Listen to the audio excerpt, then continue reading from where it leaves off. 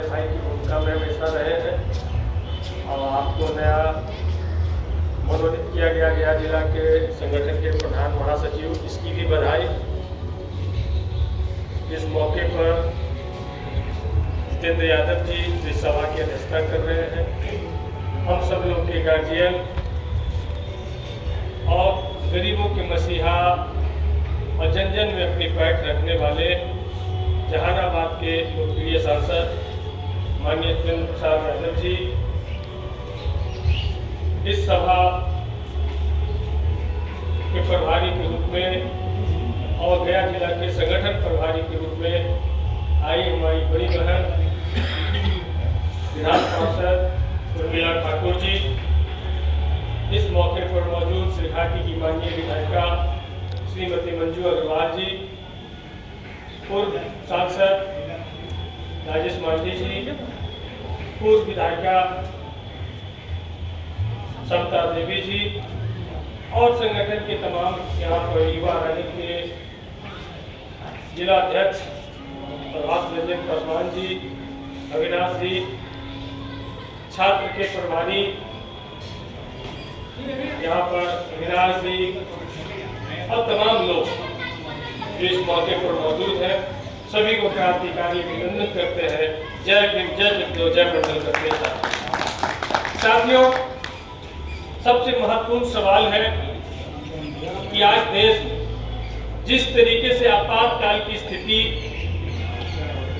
जैसी स्थिति बनी हुई है, आज दिन दहाड़े पत्रकारों की हत्या हो रही है, दिन दहाड़े नेताओं की हत्या करती जा रही है और संसद में आप जिस तरीके से देखें जहां पर राष्ट्रीय जनता दल के सांसद थे, तमाम लोग वहां मौजूद थे और उस जगह बाबा साहब भीमराव अम्बेडकर को इस देश के गृह मंत्री जिस तरीके से अपमानित करने का काम किया, विपक्ष के तमाम लोगों ने विरोध किया, लेकिन मुझे शर्म आती है कि इस गया का सांसद जो मंत्री बने हुए हैं उमेश थपथपाना, बाबा साहब की वजह से सांसद में पहुंचते हैं लेकिन उमेश थपथपाने का काम। चिराग पासवान जी जो बाबा साहब की वजह से संसद तक पहुंचते हैं, नहीं तो सावा भी तो धरती छुआता था हिंदू धर्म में हम सब लोग से, लेकिन बाबा साहब की वजह से सांसद पहुंचते हैं और बाबा साहब को अपमानित किया जाता है,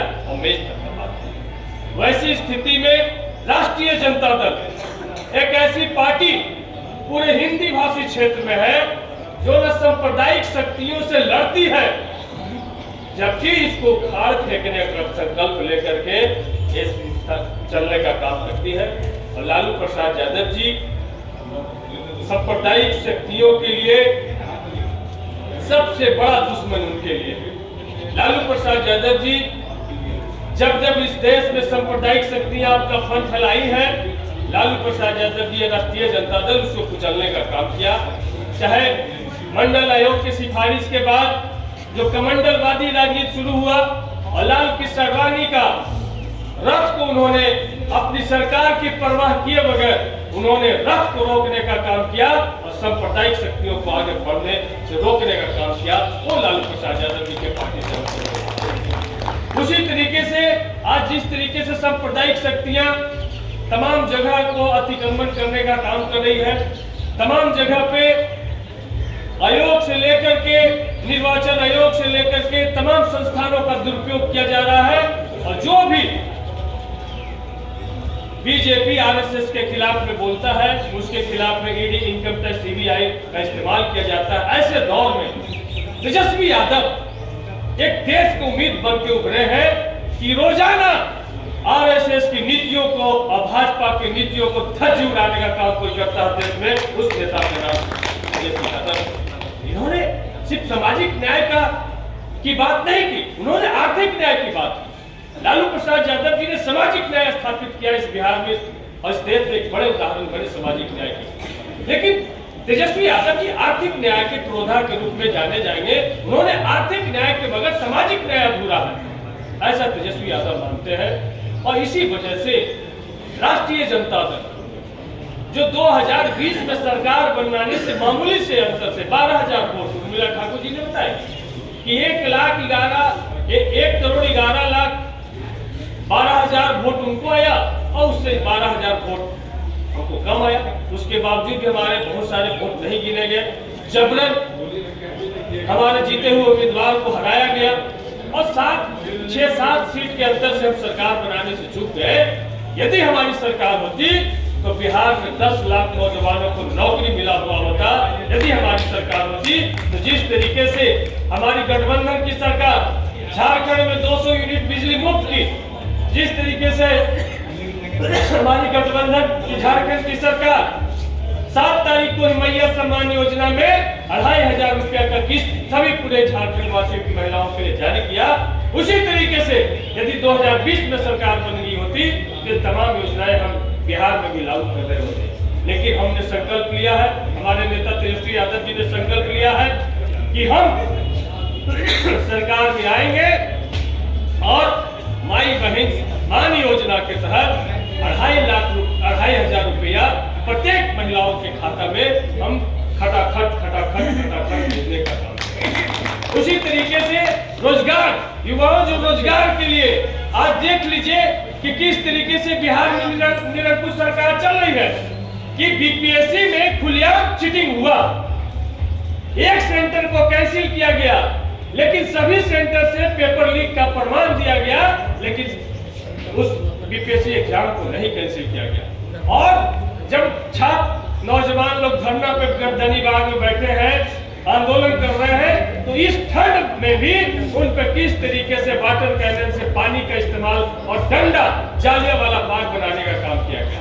लेकिन बीजेपी का बी टीम किस तरीके से उसमें घुस करके और पूरे आंदोलन को, छात्र के आंदोलन को हड़प लेना चाहती है। मीडिया, कोर्ट, सब लोग इसमें शामिल हो गया है। तो बिहार में गंभीर संकट के तरफ एक इशारा हो रहा है। इसीलिए तेजस्वी यादव को हम लोग कैसे 2025 में मुख्यमंत्री बनाए, इसी के लिए जो बार बार कहा जाता था कि आम कार्यकर्ताओं से हमारे नेता का संवाद नहीं हो पाता, तो इसीलिए पार्टी ने बड़ी सोच समझ करके एक रणनीति बनाई और कार्यकर्ता दर्शन से संवाद कार्यक्रम तय किया गया, जिसके 6ठे चरण में जहानाबाद और गया का दौरा होना है। 15 को जहानाबाद में आएंगे और 16 को आपके यहाँ गया में कार्यक्रम होना है। तो ये कार्यक्रम हम अनुशासित तरीके से करें। गया जिला सांगठनिक रूप से बड़ा जिला है और यहाँ 24 प्रखंड, 4 अनुमंडल और 332 पंचायत, नगर निगम, नगर परिषद और नगर पंचायत से भरा हुआ ये जिला है। ये बड़ा जिला है। यहाँ पर अनुशासित तरीके से हम सब लोग को इस संवाद कार्यक्रम को संपन्न कराना है। इसकी बड़ी जवाबदेही हमारी बहन उर्मिला ठाकुर जी के कंधे पर है। हम सब लोग उनके सहयोग के लिए, हमारे गार्जियन यहाँ पर सुरेंद्र यादव जी हैं, जो गया जिला में किसी भी कार्यक्रम को इन्होंने अपना तन मन धन पूरा समर्पित किया है ऐतिहासिक बनाने में। राष्ट्रीय जनता दल का कोई भी कार्यक्रम हो उसको ऐतिहासिक बनाने का काम किया है। दूसरे साथ साथ एक संदेश भी है कि एक अलग से महिलाओं के लिए जो माई बहन मान योजना है वो महिलाओं के लिए है, तो महिलाओं के साथ में उनका भी संवाद होगा। इसके लिए जिला के सभी प्रखंडों, सभी पंचायत से महिलाएं कैसे आ सके, इसके लिए हम सब लोग को रणनीतिक रूप से काम करना होगा। और मंजू दीदी ने, समता दीदी ने और सरस्वती दीदी ने बताया है कि हम भी महिलाएं लेकर के आए भारी संख्या में, और जो इन लोग से बच जाएगा उसमें से कुछ महिलाओं को हम भी यहाँ तक बोधगया तक पहुँचाने का काम करेंगे। वो जो गाँव की महिलाएं उनको ला करके तेजस्वी यादव जी से संवाद में शामिल कराया जा सके, जो महिला संवाद होगा उसमें। और तेजस्वी यादव जी का संदेश को यदि हम गाँव गाँव पहुँचा दिए तो यकीन मानिए ये जो टाइड मुख्यमंत्री रिटायर्ड पदाधिकारियों के भरोसे जो चला रहे हैं उनको परमानेंटली बिहार की जनता रिटायर कर देगी। ये यदि तेजस्वी यादव जी के संदेश को हम लोग गाँव तक पहुंचा दिए, इसी के लिए संवाद हो रहा है। और संवाद में आप खुल करके नेता से, जिनको माइक मिलेगा, खुल करके अपनी बात, संगठन से संबंधित बात आप रख सकते हैं। यहाँ पर ज्ञानदत्त प्रजापति जी ने बहुत अच्छी बात बताई कि भाई इसी तरीके की बात कंस्ट्रक्टिव बात वहां पर आए कि इस पार्टी आखिर और क्या करे, अपने रणनीति में, अपने संगठन में और क्या बदलाव करे कि और हम जनता से ज्यादा हम जुड़ सके, हमारी बात जनता तक डायरेक्ट कैसे पहुंच सके। इन्हीं के लिए आपसे डायरेक्ट संवाद करने के लिए आ रहे हैं। तो हमें उम्मीद है कि हम सब लोग मिल करके इस संवाद कार्यक्रम को एक यादगार कार्यक्रम बनाएंगे।